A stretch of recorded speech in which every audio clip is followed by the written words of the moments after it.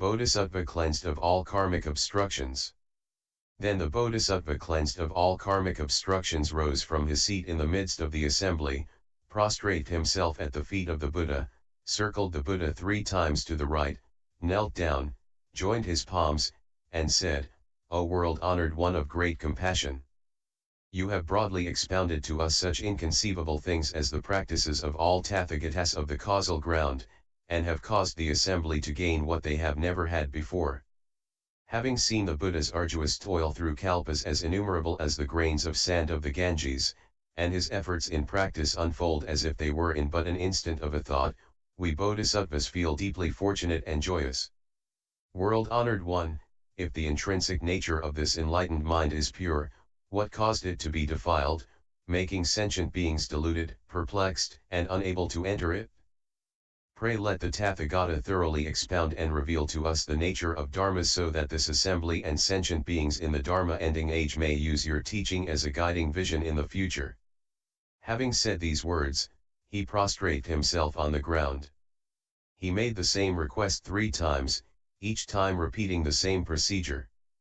At that time the world-honored one said to the Bodhisattva cleansed of all karmic obstructions, "Excellent, excellent. Virtuous man, for the benefit of this assembly and sentient beings in the Dharma-ending age, you have asked the Tathagata about such expedient methods. Listen attentively now, I shall explain it to you." Hearing this, the Bodhisattva cleansed of all karmic obstructions was filled with joy, and listened silently along with the assembly. "Virtuous man, since beginningless time all sentient beings have been deludedly conceiving and clinging to the existence of self, person, sentient being, and life. They take these 4 inverted views as the essence of a real self, thereby giving rise to dual states of like and dislike. Thus, based on one delusion, they further cling to other delusions. These 2 delusions rely on each other, giving rise to the illusory paths of karma. Because of illusory karma, sentient beings deludedly perceive the turning flow of cyclic existence. Those who detest the turning flow of cyclic existence deludedly perceive nirvana, and hence are unable to enter the realm of pure enlightenment. It is not enlightenment that thwarts their entering, rather, it is the idea that there is one who can enter. Therefore, whether their thoughts are agitated or have ceased, they cannot be other than confused and perplexed. Why is this? Because the original arising ignorance has been falsely perceived as one's own master since beginningless time, therefore all sentient beings are unable to give rise to the wisdom I. The nature of their bodies and minds is nothing but ignorance. This ignorance which does not eliminate itself may be illustrated by the example of the man who does not take his own life. Therefore, you should know that people get along with those who like them and resent those who contradict them. Because like and dislike nurture ignorance, sentient beings always fail in their pursuit of the path. Virtuous man, what is the sign 44 of the self? It is that which is experienced in the minds of sentient beings. Virtuous man, for instance, when a man's body is well coordinated and healthy, he forgets about its existence. However, when his 4 limbs are sluggish and his body unhealthy and unregulated, then with the slightest treatment of acupuncture and moxa he will become aware of the existence of the self again. Therefore, the self manifests when experience is felt. Virtuous man, even if this man's mind experienced the realm of the Tathagata and clearly perceived pure nirvana, it would be but the phenomenon of the self. Virtuous man, what is sign of the person? It is that which is experienced in the minds of sentient beings. Virtuous man, he who awakens to the self no longer identifies with the self. This awakening, which is beyond all experience, is the mark of the person. Virtuous man, both what is awakened to and the awakening are not the self. Thus, even if this man's mind were perfectly awakened to nirvana, it would be but the self because as long as there is even the slightest trace of awakening or striving in the mind to realize the principle 45 it would be the sign of the person. Virtuous man, what is the sign of sentient beings? It is the experience which is beyond self-awakening and it is that which is awakened to in the minds of sentient beings. Virtuous man, if for example a man says, I am a sentient being, we know that what he speaks of as sentient being refers neither to himself nor another person. Why is he not referring to his self? Since this self is sentient being, it is not limited to his self.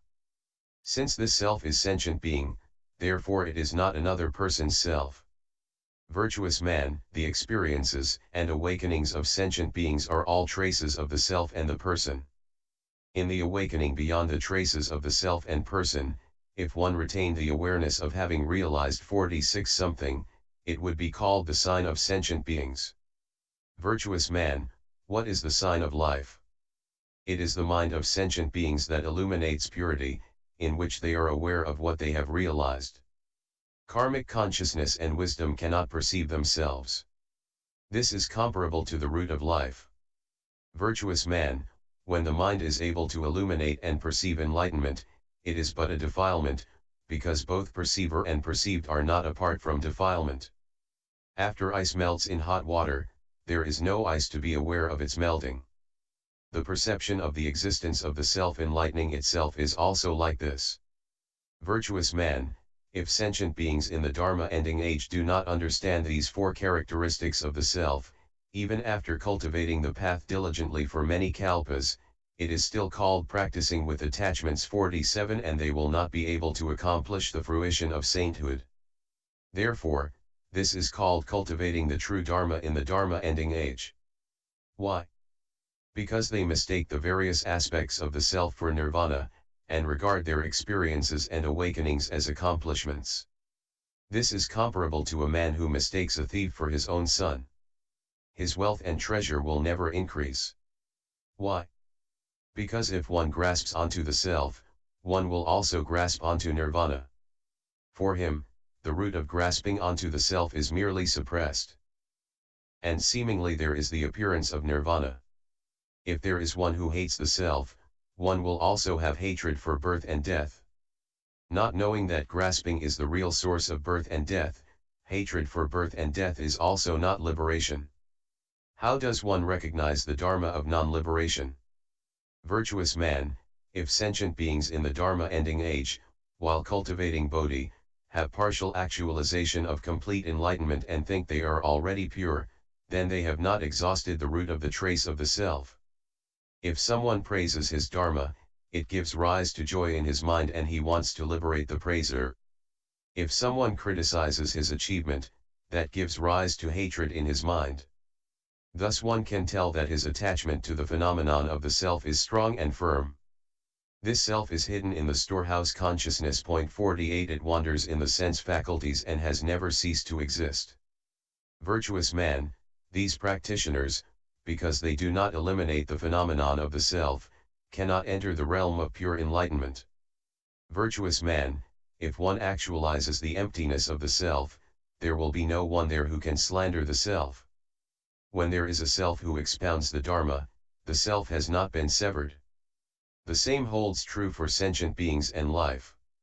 Virtuous man, sentient beings in the Dharma ending age speak of illness in their practice as the Dharma. They are pitiable people. Though diligent in their practice, they only increase their illness and are consequently unable to enter the realm of pure enlightenment. Virtuous man, because sentient beings in the Dharma ending age are not clear about these four signs of the self when they take the Tathagata's understanding and conduct to be their own practice, they will never reach accomplishment. Some claim that they have had actualizations though they have not, some claim that they have had realizations though they have not. When they see others more advanced than themselves, they become jealous.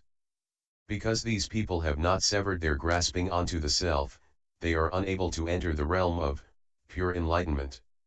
Virtuous man, sentient beings in the Dharma ending age who wish to accomplish the path should not seek awakening through increasing their knowledge by listening to the Dharma. This will only further strengthen their view of the self. Instead, they should strive to diligently subdue their vexations. They should generate great courage to attain what they have not attained and sever what they have not severed. In all circumstances, they should not give rise to craving, hatred, attached love, arrogance, flattery, crookedness, envy, and jealousy. Then, the affection and grasping between the self and the others will be extinguished. When they can do this, the Buddha says that they will gradually reach accomplishment. Furthermore, they should seek good teachers so that they will not fall into erroneous views. However, if they give rise to hatred and love in their minds while seeking a good teacher, they will be unable to enter the ocean of pure enlightenment. At that time, the world-honored one, wishing to clarify his meaning, proclaimed these gathas. Cleansed of all karmic obstructions. You should know that sentient beings, because of their attachment to and love of self, have been bound in the illusory turning flow of cyclic existence since beginningless time. Without severing the four signs of the self, Bodhi will not be attained. With the mind harboring love and hatred, and thoughts carrying flattery and crookedness, one is full of confusion and perplexity, and cannot enter the citadel of enlightenment. To return to the realm of enlightenment, desire, anger, and delusion must first be eliminated. When attachment to the Dharma of Nirvana 49 no longer exists in the mind, one can gradually reach accomplishment. This body is originally non-existent. So how can love and hatred arise? A practitioner should also seek a good teacher, so as not to fall into erroneous views. If hatred and love arise in the quest, he will not accomplish enlightenment. Bodhisattva of universal enlightenment. Then the Bodhisattva of universal